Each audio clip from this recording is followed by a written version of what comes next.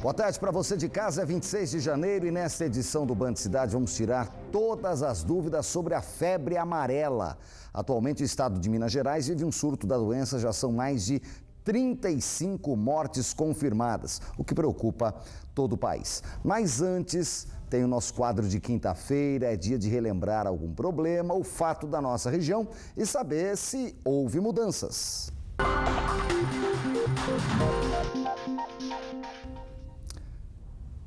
No ano passado, a Prefeitura de São José dos Campos anunciou um acordo com o governo estadual e disse que ficaria responsável pela reforma do antigo prédio da tecelagem Paraíba. Considerado histórico, ele apresenta vários problemas, como nós já mostramos aqui no Band Cidade. Depois de meses, a situação do complexo está cada vez mais crítica. Por fora, os sinais da degradação de parte da antiga tecelagem Paraíba estão expostos e alertam sobre o perigo no local. Estrutura comprometida, não há telhados, vidros das janelas quebrados, paredes com risco de desabar. Fiação da área externa é mais uma ameaça. Ao lado das paredes, o mato cresce e na cobertura, abrigo para insetos e animais. A área dos 2 galpões mais danificados continua desse jeito, olha, interditada para passagem de qualquer pessoa. E por aqui também a gente vê que não há sinal de restauração. E segundo a Prefeitura, por meio de nota, ainda há o impasse. Um procedimento na Justiça ainda vai determinar de quem é a responsabilidade por realizar a restauração, se o Estado ou a Prefeitura. A atual administração, no entanto, não esclareceu quais procedimentos judiciais impedem o início das obras no complexo.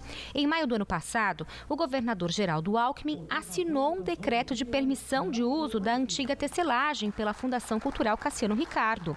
Na época, o ex-prefeito do PT, Carlinhos Almeida, comemorou a decisão e já fazia até planos para a restauração do prédio histórico. Sem dúvida nenhuma, nós vamos ter que fazer um amplo processo de consulta à população, de participação da sociedade para definir o uso desse espaço, né? Porque evidentemente ele vai continuar sendo usado para cultura, né? E os outros usos que nós fazemos aqui, mas ele poderá ser ampliado para outras áreas da administração e mesmo para o uso da sociedade civil. Mas durante os 7 meses seguintes, nada foi feito no local.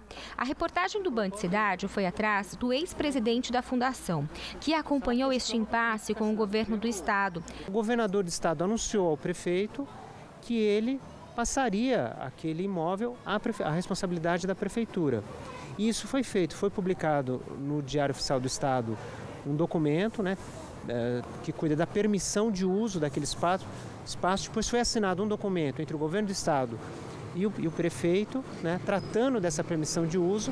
Então hoje aquele imóvel é de responsabilidade da prefeitura. Enquanto o impasse entre prefeitura e o governo do estado permanece, a degradação dos galpões avança. No ano passado, boa parte da estrutura e o telhado caíram. A Defesa Civil chegou a interditar o prédio por causa do perigo de desabamento. Prontuários e arquivos foram encontrados espalhados pelo local. Lembranças deixadas pela antiga diretoria de saúde do estado, que ocupou o imóvel após a tecelagem fechar as portas e ceder o antigo complexo para o governo estadual, como forma de pagamento da dívida.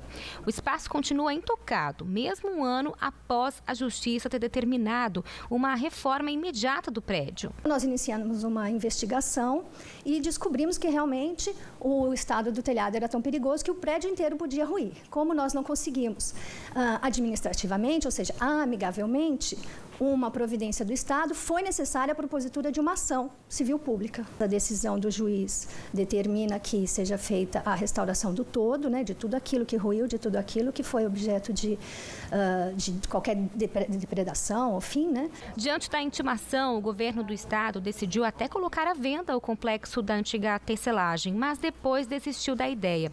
Neste jogo de empurra-empurra, nenhuma melhoria foi feita. Pelo contrário, até uma das salas em que funcionava o projeto Guri foi atingida por um incêndio. O que se vê é a omissão das responsabilidades a um patrimônio público do início do século passado, que continua exposto à ação do tempo e a cada dia sendo consumido pela degradação. É o registro histórico de um período industrial, né, presente nas antigas instalações da tecelagem Paraíba. o conjunto da própria natureza ao redor, né? A diversidade arquitetônica que se encontra ali, e é um traço da história, não só da cidade de São José, como do Vale do Paraíba, e muito importante, inclusive, para o Brasil, né? Infelizmente, não só o governo, né, a máquina pública, mas nós também, enquanto cidadãos, não zelamos por aquilo que fez parte da nossa vida, né? Faz parte da história de São José. Um bandido foi morto depois de trocar tiros com a polícia ontem à noite em São José dos Campos. Depois de efetuarem 4 roubos nos bairros Jardim Califórnia e Santinês, 2 criminosos tentaram fugir. Um dos suspeitos foi preso dentro de uma residência com um revólver calibre 38. O outro tentou fugir por um matagal e atirou contra os policiais, que revidaram. O bandido ainda foi socorrido, mas não resistiu aos ferimentos. Ele já tinha passagem pela polícia por roubo e estava foragido do presídio de Tremembé. O outro, de 19 anos, foi encaminhado para o CDP da cidade.